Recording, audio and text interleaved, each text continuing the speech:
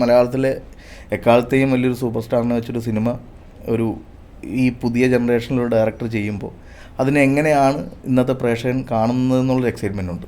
അതൊരു വലിയ പാഠമായിട്ടും ഒക്കെ കാണാൻ എനിക്കൊരു അതൊരു എന്താ പറയുക, നമ്മളുടെ മുന്നോട്ടുള്ള യാത്രയിലൊക്കെ അത് ഭയങ്കര ഇമ്പോർട്ടൻ്റ് ആയിട്ടൊരു സിനിമയാണ് ഇത് എന്നെ സംബന്ധിച്ചിടത്തോളം. ടെൻഷനുണ്ടോ? സ്ട്രെസ് എപ്പോഴും ഉണ്ടാവുമല്ലോ. ഈ പറയുന്ന January 13 റിലീസ് ഡേറ്റ് ചെയ്ത സമയത്ത് എനിക്ക് അതിഭീകരമായ സ്ട്രെസ്സായിരുന്നു. അപ്ഡേറ്റ് എവിടെയെന്ന് ചോദിച്ച് ഡെയിലി വന്ന് എൻ്റെ ഇൻബോക്സിലും ആദ്യം ഈ അപ്ഡേറ്റ് എവിടെയെന്നുള്ളതിൻ്റെ രീതികളൊക്കെ ഭയങ്കര മാന്യമാണ്. പിന്നെ അതിൻ്റെ അറ്റത്തൊക്കെ കുറച്ച് വാക്കുകളൊക്കെ കയറും.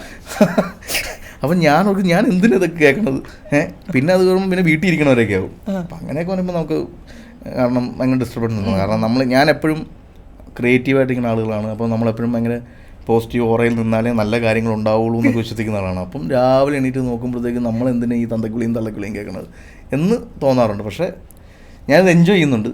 കാരണം ഞാൻ എവിടെയോ ശ്രീനിവാസൻ സാറോ എവിടെയോ പറഞ്ഞൊരു വാചകമുണ്ട്. അത് തന്നെ കുറേ ദിവസമായിട്ട് ഇങ്ങനെ, അതായത് ഇൻഡസ്ട്രിയിൽ മോഹൻലാൽ സിനിമ ചെയ്യുക എന്ന് പറയുന്നത് എല്ലാവരുടെയും അറ്റൻഷൻ പെട്ടെന്ന് കിട്ടുന്ന ഒരു കാര്യമാണ്. അതിനു മുമ്പ് അയാൾ എന്ത് ചെയ്തു എന്നോ അതിനുശേഷം അയാൾ എന്ത് ചെയ്യുന്നു എന്നുള്ളതല്ല. നമ്മളെവിടെ പോയാലും ഒരു മോഹൻലാൽ സിനിമയുടെ ഡയറക്ടർ എന്നുള്ളൊരു അത് കാരണം അത് അദ്ദേഹം ഉണ്ടാക്കി വെച്ചിരിക്കുകയാണ്. അപ്പോൾ അതിൻ്റെ വല്ലാത്തൊരു ഓറ നമ്മളിലേക്കും വരും.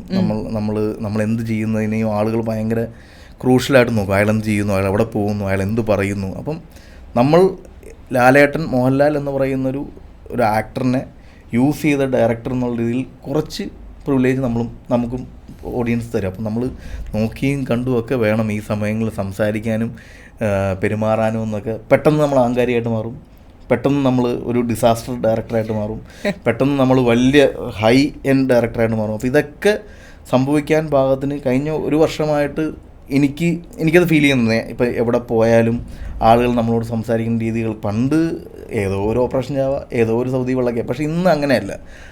മലയാളികൾക്ക് ഏറ്റവും ഇഷ്ടപ്പെട്ട ഒരു നടനെ യൂസ് ചെയ്യുന്നതിൻ്റെ സ്നേഹവും കരുതലും ഒക്കെ നമുക്കും കിട്ടാറുണ്ട്. ഞാനിപ്പോൾ ഏത് ഫാമിലി ഫംഗ്ഷനും ഒക്കെ പോയി കഴിഞ്ഞാലും നമ്മളറിയാത്ത ആളുകളാണെങ്കിൽ പോലും വന്ന് നമ്മളോട് സംസാരിക്കുന്നതിൻ്റെ അടുത്ത് നമ്മൾ ഇതിനു മുമ്പ് നാഷണൽ അവാർഡ് വാങ്ങിച്ചു വന്നോ, അല്ലെങ്കിൽ നമ്മൾ ഓപ്പറേഷൻ ചാവ ഒരു വലിയ 80 days ഓടിയ സിനിമയാണെന്നുള്ളത് അവർ മോഹൻലാൽ ശോഭനയെ ഡയറക്റ്റ് ചെയ്ത ഡയറക്ടർ എന്നുള്ള ഇതിലാണ്. അപ്പോൾ ആ ഒരു സന്തോഷം ഞാനും ശരിക്കും പറഞ്ഞാൽ സൂഹിക്കുന്നുണ്ട്.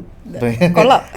ഈ പറഞ്ഞ നമ്മൾ ഈ പറഞ്ഞ കഴിഞ്ഞ ഒരു വർഷമായിട്ട് നമുക്ക് ആ ഒരു ലേബൽ ഭയങ്കരമായിട്ട് അത് ആ സുഖം തുടർന്ന് പോയിട്ടേ നമുക്ക് ജീവിതത്തിൽ കാര്യമുള്ളൂ. അപ്പം ഈ പറയുന്ന പോലെ പടം ഇറങ്ങുന്ന സമയത്തും ആളുകൾക്ക് ആ എക്സൈറ്റ്മെൻറ്റ് അവർ പ്രതീക്ഷിച്ച് വരുന്ന കണ്ടൻറ്റുകളുടെ ഭംഗി കൊടുക്കാൻ പറ്റിക്കഴിഞ്ഞാൽ ഞാൻ ഹാപ്പിയാണ്. അല്ലെങ്കിൽ അവരുടെ അടുത്ത് നിലത്തിട്ട് ചവിട്ടും എന്നുള്ള കാര്യം ഏറെക്കുറെ എനിക്ക് ഉറപ്പാണ്. പല കാഴ്ചകൾ കണ്ടിട്ടുള്ളത് നമുക്ക് ഊഹിക്കാമല്ലോ, അതിനേക്കാൾ വലുതാവാനേ സാധ്യതയുള്ളൂ.